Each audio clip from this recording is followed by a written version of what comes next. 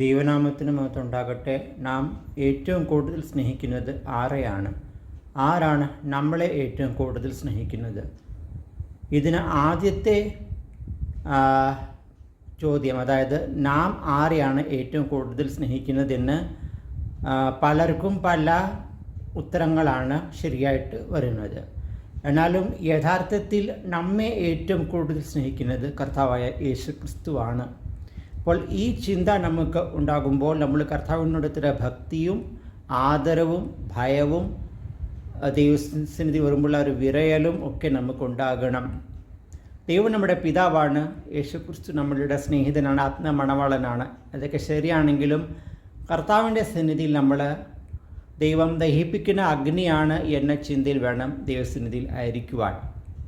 നമ്മൾ ഒരിക്കലും ക്രിസ്ത്യമായി എന്തെങ്കിലും നമ്മൾ സംസാരിക്കുമ്പോഴോ ചർച്ച ചെയ്യുമ്പോഴോ ഒക്കെ നമ്മൾ ഭയഭക്തിയോടെ, താഴ്മയോടെ, വളരെ ഏകാഗ്രതയോടെ, വളരെ ഒരു താഴ്മ വിനയ മനോഭാവത്തോടെ ആയിരിക്കണം ദൈവസന്നിധിയിൽ നമ്മൾ ഇരിക്കേണ്ടത്. നാം ദൈവത്തെ കാണുന്നത് ഏത് ദൃഷ്ടിയിലൂടെയാണ്? നമ്മുടെ പിതാവാണ്, നമ്മളുടെ രക്ഷകനാണ്, നമ്മളുടെ കർത്താവാണ്, നമ്മളുടെ ഇടയനാണ്, ഇടയശ്രേഷ്ഠനാണ്. ഇതൊക്കെ ശരിയാണ്. എന്നാലും ആത്യന്തികമായി ദൈവം നമ്മളെ സ്നേഹിച്ചത് തൻ്റെ പുത്രനെ കാൽവരിയിൽ യാഗമാക്കിയതിലൂടെയാണ്. അപ്പോൾ അത്ര വലിയ ത്യാഗം, അത്ര വലിയൊരു ദാനം, അത്ര വലിയൊരു സ്നേഹം, അത്ര വലിയ കൃപ, കരുണ, ദയ, ദീർഘക്ഷമ ദൈവം നമ്മളുടെ കാണിച്ചെങ്കിൽ നാം ദൈവത്തോട് പ്രതികരിക്കേണ്ടത് ദൈവമുണ്ട്, എല്ലാം ക്ഷമിക്കും, എങ്ങനെയെല്ലാം ജീവിക്കാം എന്ന മനോഭാവമല്ല. ദൈവം നമ്മളെ കാണുന്നത് ക്രിസ്തുവിലൂടെയാണ്. ദൈവം നമ്മളെ കാണുന്നത്. അപ്പോൾ ക്രിസ്തു നമ്മളെ നോക്കുന്നത് എങ്ങനെയാണ്? സ്നേഹത്തിലൂടെയാണ് നോക്കുന്നത്. സ്നേഹം എന്ന് പറയുമ്പോൾ കാൽവരി ക്രൂശിൽ കർത്താവ് നിവർത്തിച്ച ആ പാപപരിഹാര യാഗം, ആ പ്രായശ്ചിത്ത യാഗത്തെ നാം വിശ്വസിക്കുമ്പോഴാണ് ക്രിസ്തുവിൻ്റെ സ്നേഹം നമ്മളിലേക്ക് ഒഴുകുന്നത്. അപ്പോൾ അത് സ്വീകരിക്കാത്ത കാലത്തോളം നാം ഒരിക്കലും ദൈവം മുമ്പാകെ നീതീകരിക്കപ്പെടുകയില്ല. അപ്പോൾ ദൈവം എല്ലാവരെയും സ്നേഹിക്കുന്നു, ക്രിസ്തു എല്ലാവർക്കും വേണ്ടി മരിച്ചു എന്നതുകൊണ്ട് എല്ലാവരും അങ്ങ് രക്ഷിക്കപ്പെടും എന്ന ദൈവശാസ്ത്രം അല്ലെങ്കിൽ വേദവചനം അങ്ങനെ സമർത്ഥിക്കുന്നില്ല. ഓരോരുത്തരുടെ സ്വന്തം ഇഷ്ടമാണ് ആ ദൈവത്തിൻ്റെ ആ പ്രായശ്ചിത്ത മരണം അല്ലെങ്കിൽ ആ ഒരു പദ്ധതി എങ്ങനെ എനിക്ക് പ്രായോഗികമാക്കാം, എങ്ങനെ എനിക്ക് ഫലവത്താക്കാമെന്ന് അവരവർ തീരുമാനിക്കേണ്ട വിഷയമാണ്. അപ്പോൾ നാം ദൈവം നമ്മളെ സ്നേഹിച്ചത് നമ്മളുടെ ഒന്നും കണ്ടിട്ടല്ല. നമ്മുടെ യോഗ്യത കണ്ടിട്ടോ, നമ്മുടെ ഡിഗ്രി കണ്ടിട്ടോ, നമ്മുടെ പഠിത്തം കണ്ടിട്ടോ, നമ്മുടെ സൗന്ദര്യം കണ്ടിട്ടോ, നമ്മുടെ ജോലി കണ്ടിട്ടോ, നമ്മുടെ പദവി കണ്ടിട്ടോ, നമ്മുടെ വാക്ചാതുര്യം കണ്ടിട്ടോ, നമ്മുടെ മിടുക്ക് കണ്ടിട്ടോ ഒന്നുമല്ല ദൈവം നമ്മളെ തിരഞ്ഞെടുത്തത്. നമ്മുടെ പുണ്യപ്രവൃത്തി കണ്ടിട്ടോ, നമ്മുടെ ദാനധർമ്മങ്ങൾ കൊടുക്കുന്നത് ഒന്നും കണ്ടിട്ട് ദൈവത്തിൻ്റെ സ്നേഹത്തിനേറ്റ കുറിച്ചിലുകൾ വരത്തില്ല. ഇന്ന ബൈബിൾ വായിച്ചില്ല എന്ന് പറഞ്ഞിട്ട് ദൈവസ്നേഹം കുറയുന്നില്ല. ഇന്ന ബൈബിൾ വായിച്ചു, ഇന്ന് പ്രാർത്ഥിച്ചു എന്ന് പറഞ്ഞിട്ട് ദൈവസ്നേഹം കൂടുന്നതുമില്ല. ഇന്ന ഒരാളെ നമ്മളെ സഹായിച്ചു എന്ന് പറഞ്ഞിട്ട് ദൈവസ്നേഹം കൂടുന്നില്ല. നമ്മളൊരു സഹായം അവഗണിച്ചു എന്ന് പറഞ്ഞിട്ട് ദൈവസ്നേഹം കുറയുന്നതുമില്ല. അപ്പോൾ നാം ദൈവത്തിൻ്റെ മുൻപാകെ എങ്ങനെയാണ്? നമ്മെ തന്നെ ഒന്ന് വിലയിരുത്തണം. നമ്മൾ ഏതാണ്ടൊക്കെ ചെയ്തിട്ട്, കർമ്മങ്ങൾ ചെയ്തിട്ട് ഒക്കെ ദൈവത്തെ പ്രസാദിപ്പിക്കാം എന്ന ചിന്ത വളരെ അപകടമാണ്. അപ്പോൾ നമ്മുടെ ദൈവസന്നിധിയിലായിരിക്കുമ്പോൾ ക്രിസ്തു നമുക്ക് വേണ്ടി നൽകി തന്ന ആ വിലയേറിയ, ആ സൗജന്യമായ, ആ വലിയ ആ ഒരു പ്രവൃത്തിയെ നമ്മൾ അംഗീകരിക്കുക മാത്രമല്ല, അതിനോട് എനിക്ക് നന്ദിയുണ്ട് എന്ന് കാണിക്കുന്ന ജീവിതവും ഉണ്ടായിരിക്കണം. അല്ലെങ്കിൽ നമ്മൾ ചില സമയങ്ങൾ കർത്താവിൻ്റെ മരണം ഓർക്കുമ്പോൾ ദൈവമേ സ്തോത്രം, അവിടെ നിന്ന് എനിക്ക് വേണ്ടി മരിച്ചുവല്ലോ, ദൈവത്തിന് നന്ദി എന്ന് പറയുക മാത്രമല്ല,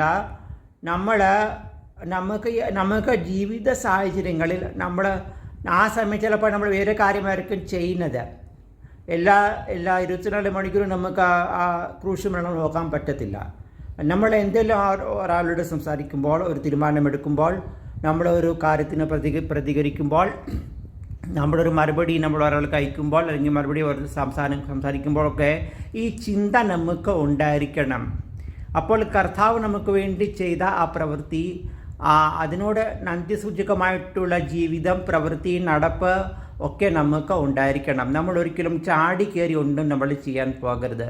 എൻ്റെ പ്രവൃത്തി, എൻ്റെ സംസാരം, എൻ്റെ നിലപാടുകൾ, കർത്താവിനോടുള്ള നന്ദി, ആ കർത്താവ് കാണിച്ച സ്നേഹത്തിന് പകരം എനിക്കൊണ്ട് നൽകാൻ പറ്റത്തില്ല. എന്നാൽ അതിന് നന്ദി സൂചകമായിട്ടുള്ള ജീവിതമാണ് ഞാൻ ജീവിക്കുന്നത് എന്ന് ഞാൻ തന്നെ ഉറപ്പ് വരുത്തണം. അതുകൊണ്ട് ഭയഭക്തിയോടെ ജീവിക്കണം. ഭയം എന്ന് പറയുമ്പോൾ പേടിയല്ല എന്ന് ഓർക്കണം.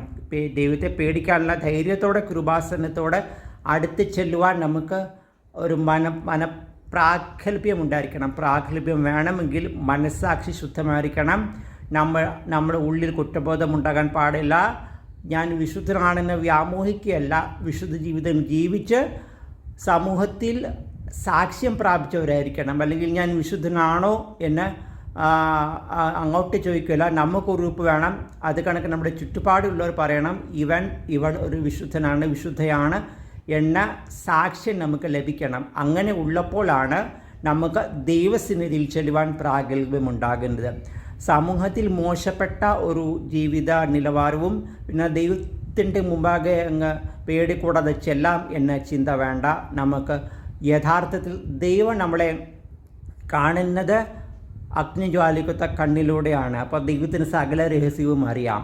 അപ്പോൾ നമ്മൾ ദൈവമൊന്നും ചെയ്യത്തില്ലെന്ന് പറഞ്ഞിട്ട്, മനുഷ്യനെ അറിയത്തുമില്ലെന്ന് പറഞ്ഞിട്ട് കപടം കാണിക്കാൻ പാടില്ല. സകലവും കാണുന്ന ദൈവത്തിൻ്റെ മുമ്പാകെ നമ്മളെ സൂക്ഷിച്ച് നോക്കുന്ന മനുഷ്യർ, സമൂഹം ഇവരുടെ മുമ്പാകെ നാം സംസാരത്തിൽ, പ്രവൃത്തിയിൽ, ഇടപെടലുകളിലൊക്കെ വിശുദ്ധിയോടെ ജീവിച്ച് വേണം ധൈര്യത്തോടെ കൃപാസനത്തിന് അടുത്ത് ചെല്ലുവാൻ. അല്ലെങ്കിൽ പാപം ചെയ്ത് ധൈര്യം സംഭരിച്ച് പിതാവിൻ്റെ പുത്രൻ്റെ സന്നിധിയിൽ ചെല്ലുവല്ല, വിശുദ്ധ ജീവിതം ജീവിച്ച് ദൈവത്തിൻ്റെ മുമ്പാകെ ഭയഭക്തിയോടെ വിരയലോടെ ചെല്ലുവാൻ.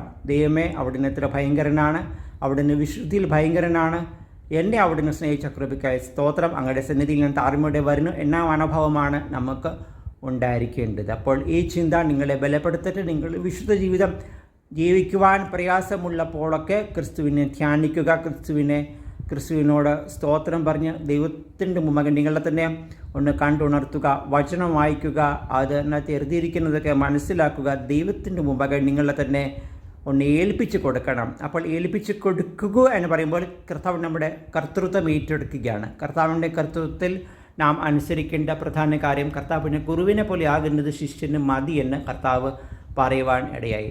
ആ ഒരു ചിന്ത നമ്മളെ ഭരിക്കണം. ഗുരുവിനെ പോലെ ആകുന്നത് ശിഷ്യന് മതി. അപ്പോൾ നമുക്ക് വേറൊന്നും വേണ്ട, വേറൊരു മോഡൽ വേണ്ട, വേറൊരു റോൾ മോഡൽ വേണ്ട, ഒന്നും വേണ്ട. ക്രിസ്തുവിനെ പോലെ ആകുവാനുള്ള വലിയ താല്പര്യം, വലിയ ആഗ്രഹം, അതാണ് കർത്താവ് നമുക്ക് വേണ്ടി മരിച്ചത് കൊണ്ട് നമ്മൾ കർത്താവിന് കൊടുക്കുന്ന ഏറ്റവും വലിയ ഒരു നമ്മുടെ നന്ദി സൂചകം അതാണ്. അപ്പോൾ ഈ ചിന്തകൾ നിങ്ങളെ ബലപ്പെടുത്തട്ടെ, നിങ്ങളെ ശക്തീകരിക്കട്ടെ. നിങ്ങൾക്ക് വേണ്ടുന്ന സകല അനുഗ്രഹം ദൈവം ഒരുക്കിയിട്ടുണ്ട്.